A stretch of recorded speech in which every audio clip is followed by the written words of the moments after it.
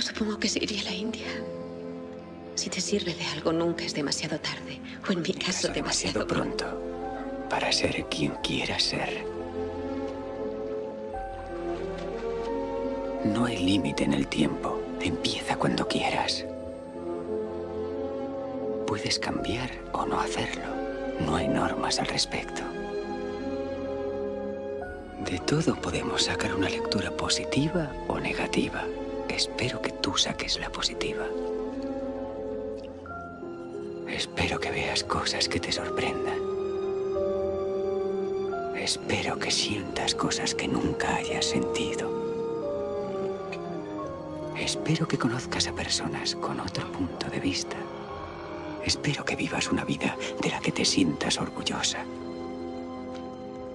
Y si ves que no es así, espero que tengas la fortaleza para empezar de nuevo.